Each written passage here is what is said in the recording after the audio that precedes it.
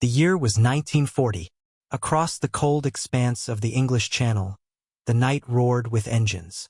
Dozens of German bombers, their silhouettes barely visible against the clouds, crossed silently toward the British coast. Beneath them, the world slept in darkness, unaware that death was already coming through the sky. But this time something was different. Along the cliffs of southern England, tall metal towers stretched toward the stars. Their arms rotated slowly, sending invisible pulses into the night. Each pulse vanished into the air like a whisper, then returned as a faint echo, caught by machines humming inside a small, dimly lit bunker. Inside that bunker, a group of operators sat before glowing green screens. The youngest of them, barely 20, leaned closer. The line on the screen trembled. Then it spiked. Contact. Bearing 175 degrees. At that moment, the impossible had happened. Britain could see in the dark. Just weeks earlier, London had been burning. The Blitz had turned the capital into a battlefield of fire. Families slept underground in the tube stations, clutching their children as bombs fell from the heavens. The German Luftwaffe ruled the skies at night, and every siren meant another nightmare. The British Air Force was exhausted. Pilots fought until their engines smoked, radarless, relying only on the moon and their eyes. In the darkness, they were blind men fighting ghosts. But in a quiet laboratory in Bawdsey Manor, a group of scientists had been racing time. Their leader, Robert WorldWarII, believed that radio waves could detect enemy aircraft long before they reached the coast. His theory sounded absurd. A death ray turned into a warning ear. Yet the war didn't wait for skeptics. So, in secret, Britain built a chain of radar stations along its coast. They called it Chain Home. Every tower stood like a sentinel. Massive steel masts, wires strung between them like webs, and operators trained to read the faintest flicker of returning echoes. It was crude, unstable, and often misread by weather, but it worked. And now, on this night, it was about to change everything. Inside RAF Fighter Command, a red phone rang. The duty officer picked it up, his voice calm but sharp. Radar contact confirmed. Bombers incoming. Scramble the night fighters. Sirens wailed across the airfields. Engines ignited. A squadron of Bristol Blenheims rolled out under the dim orange lights, their pilots strapping in with silent determination. Radar's giving us eyes. One of them muttered through his oxygen mask. Let's use them. Moments later, the fighters lifted off, cutting through clouds like silver knives. Meanwhile, in the radar bunker, tension thickened. The echo on the screen began to split. One target became 5, then 10. The operator's hands shook. They're changing altitude, heading for London. The duty officer leaned over his shoulder. Keep tracking. Guide the interceptors. Outside, the German bombers advanced in perfect formation. Their commander smiled beneath his leather helmet. No searchlights, no fighters. The British were blind again, he thought. But he was wrong. Because miles ahead, guided by unseen signals from the ground, a Blenheim night fighter adjusted its course. Its onboard radio crackled. Enemy bearing confirmed. 2 minutes ahead. Prepare to engage. The sky erupted. Machine guns flared in the darkness.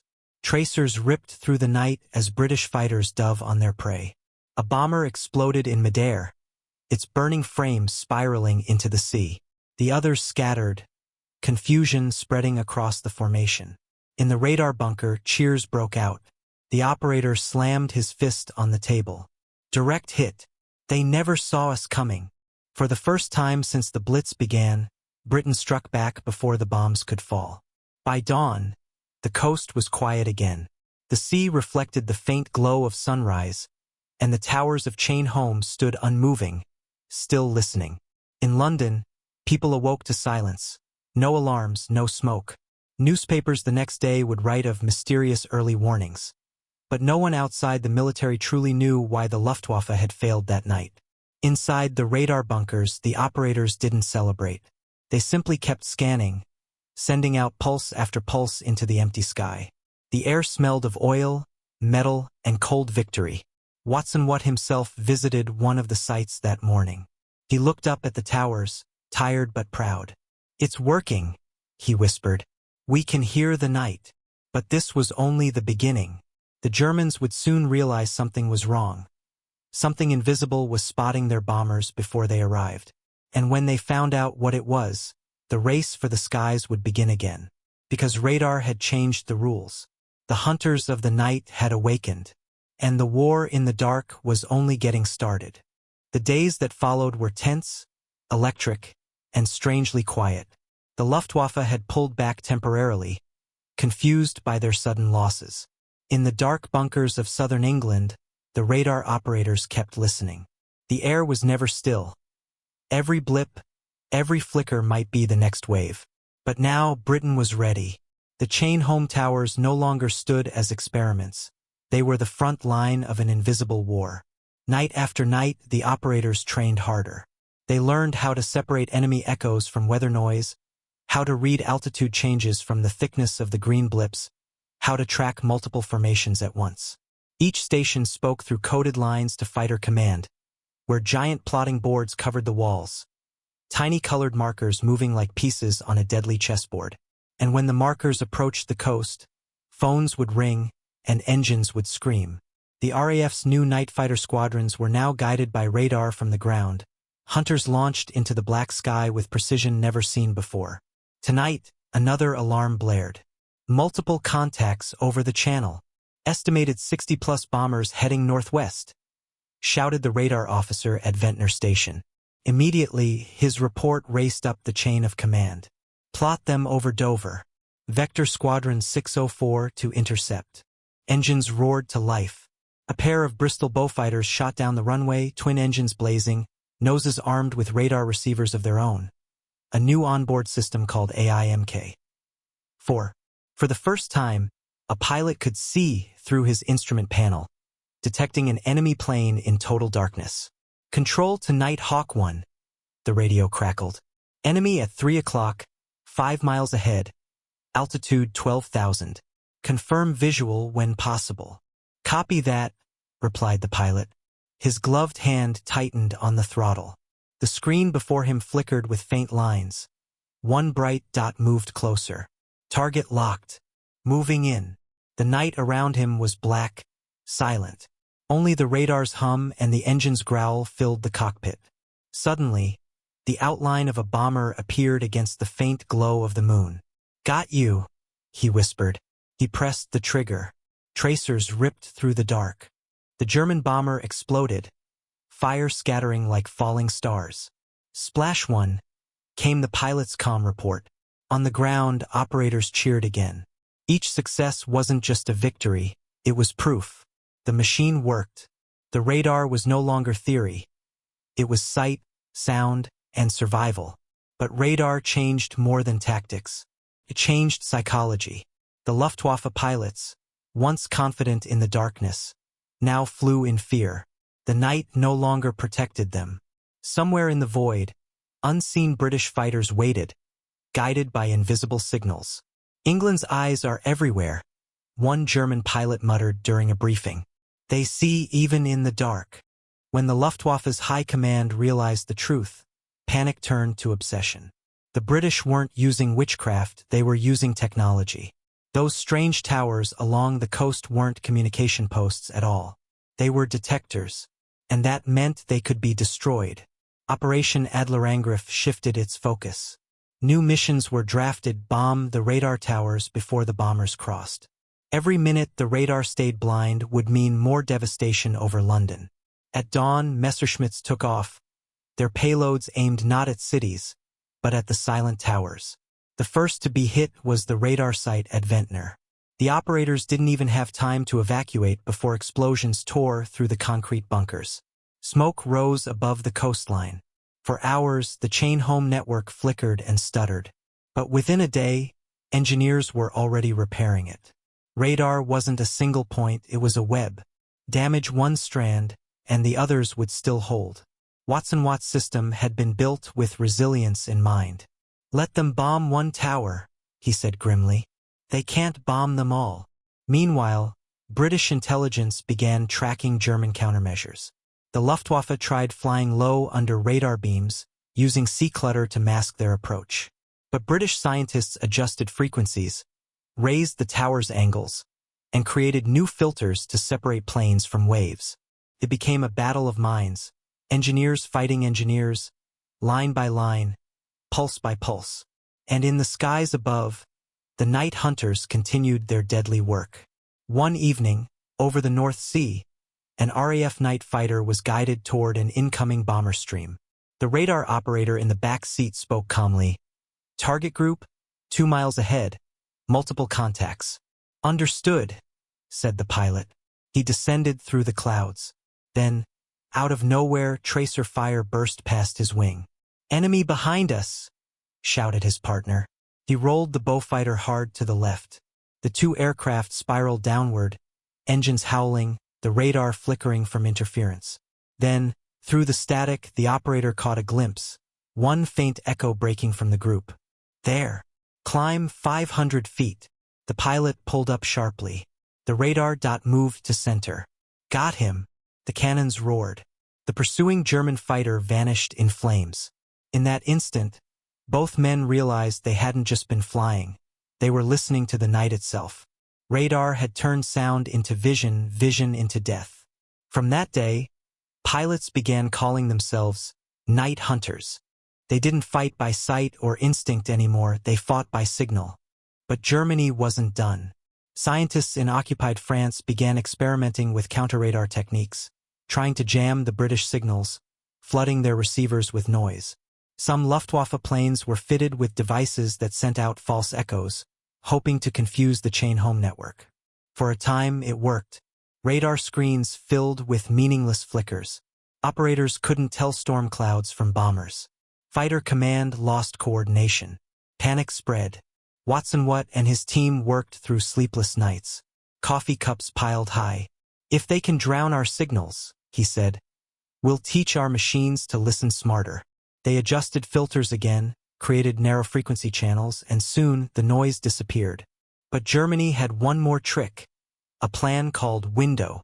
On the night of July 24, 1943, silver clouds began falling from enemy planes. Long strips of aluminum foil, thousands of them, fluttered down through the air. Radar stations lit up like Christmas trees. Every return signal looked like a bomber. Operators stared at the chaos on their screens. "It's all noise. We can't see anything." Britain's advantage seemed to vanish in seconds. But then came a breakthrough. One clever technician, staring at the patterns, noticed something. The real bombers moved differently. They had a rhythm, a direction. The false echoes drifted aimlessly. He recalibrated the system and began tracking motion instead of strength. Within hours, Britain had adapted again. The radar eyes were blind for only one night. And when the next German raid came, they were already waiting. By late 1941, the tide had turned. The Luftwaffe's raids grew weaker.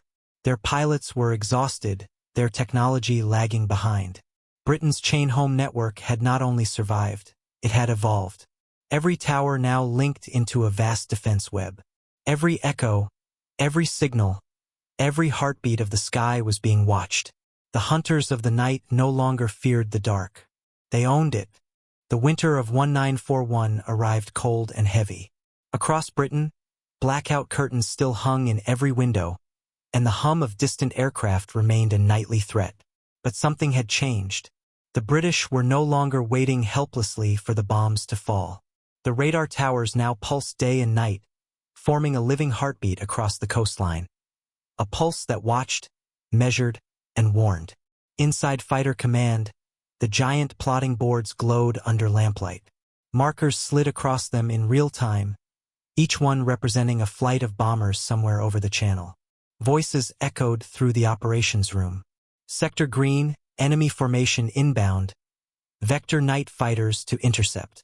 Orders flew like lightning. Every minute mattered. The chain home network had grown into something more than a defense system. It was a new kind of intelligence, an invisible shield that stretched from the cliffs of Dover to the hills of Scotland. Its data-guided pilots, anti-aircraft guns, even the Royal Navy's coastal defenses. For the first time in history, War was being fought through information as much as through steel. But the Luftwaffe wasn't finished. After months of failed raids, they planned one final assault, a mass bombing intended to cripple British industry before the spring. Hundreds of aircraft would cross the channel in waves, striking factories, ports, and radar sites at once. It was their last bid to blind and break the island. The news reached RAF command in early May. Analysts pored over intercepted transmissions, radio chatter, and decoded Enigma fragments. The timing was uncertain, but one thing was clear. Something massive was coming. On the night of May 10th, the radar screens began to flicker. The operators watched as faint blips appeared, multiplied, and spread like a dark tide moving toward the coast. One of them whispered, "There are so many." "Signal all stations," the commander ordered. "Scramble everything." Within minutes, Britain came alive. Engines thundered across dozens of airfields. Beaufighters, mosquitoes, and hurricanes clawed into the night sky. Searchlights sliced upward, sweeping the clouds. The radar towers hummed louder than ever, their beams piercing the darkness like invisible spears. From his bunker near Dover, Watson Watt stood silently, headphones pressed to his ears. The room around him pulsed with static and Morse code chatter. "Targets confirmed," came the voice from the plotting room. "First wave over the channel. Altitude 15,000. Speed 250 knots. Watson Watt spoke softly. "Then let's welcome them properly." Above the channel, the air trembled with the sound of hundreds of engines. The German bombers flew in tight formation, confident, precise. Their commanders had been told the British radar network was overextended and unreliable. But as they neared the coast, the night itself began to move against them. "Radar lock," came the voice in the cockpit of an RAF Mosquito. "Closing distance." The pilot nodded, eyes fixed on his instruments. He couldn't see the enemy yet, but the radar saw everything. "Target ahead. Range 1 mile. Then, through the haze, shapes appeared, giant bombers gliding silently through the clouds. Visual confirmed. Firing. Gunfire tore through the night. Explosions flashed over the sea like lightning. German formations scattered, panic replacing discipline. The sky became a chaos of tracer lines and falling debris. From the radar bunkers, controllers guided each interceptor like a conductor leading an orchestra. "Turn right 20 degrees, climb 300 feet. They're breaking south." The system worked seamlessly, ground eyes directing airborne claws. For every bomber that reached the coast, 2 were shot down before dropping their load. Those that broke through found anti-aircraft batteries already waiting, precisely aimed thanks to radar guidance. The battle raged for hours. Towns along the coast trembled under distant thunder. But by dawn, the echoes began to fade. The last German formation turned back toward France, pursued by the faint hum of British fighters. In London, people woke to a miracle. No fires, no rubble, no smoke. The sirens had sounded, but the danger never arrived. The newspapers would later call it the night the sky fought back. Inside the control room at Bentley Priory, the air smelled of coffee and ozone. Officers moved between stations, their faces pale with exhaustion. On the main board, the red markers representing enemy aircraft slowly vanished. One by one, the skies cleared. Watson Watt entered quietly, his coat damp with rain. "Status. Enemy retreat confirmed," an officer replied. "We got most of them before they crossed the Thames. Casualties minimal." Watson Watt nodded. He looked at the map, at the empty skies now glowing faintly with dawn. "We didn't just stop them," he said. "We outthought them." Far across the channel, the surviving Luftwaffe crews landed in silence. Many had seen their comrades vanish into fire without understanding how. To them, the night over England had turned haunted. Invisible eyes had watched them, guided unseen hands to strike. One German navigator wrote in his log, "They see us before we see them. We are hunted by ghosts." Months later, as the war shifted eastward, the radar towers still stood, tall, immovable, listening. Their signals no longer just protected Britain. They guided convoys, tracked submarines, and watched the movements of new German rockets. The age of blind warfare was over. Radar had made sure of that. For the men and women who had built it, there was no glory, no medals. Their victories were invisible, their battles fought in silence. Yet without them, there would have been no dawn over England, only fire and ruin. In the summer of 1945, when peace finally came, the radar towers were still there, humming quietly in the wind. Many of the operators returned home, the scientists moved on to new projects, and the bunkers were sealed. But the world had already changed forever. A new kind of warfare had been born, one fought in waves and frequencies, in signals and silence. The line between human and machine had blurred. The future, for better or worse, belonged to those who could see the unseen. As the sun rose over the calm channel, the metal towers cast long shadows across the cliffs. The sea glittered below, serene, unaware of how close it had come to chaos. Watson Watt stood there one last time, looking at the structure that had saved his country. The air around him buzzed faintly with the echo of radio waves. He smiled. "The night is quiet again," he murmured, "because we learned how to listen." That morning the world entered a new era. From then on, no army would march, no ship would sail, no plane would fly without eyes in the invisible. The hunters of the night had become the guardians of the dawn. Radar had rewritten the rules of war, and in doing so, it had given humanity its most powerful gift, the ability to see beyond darkness.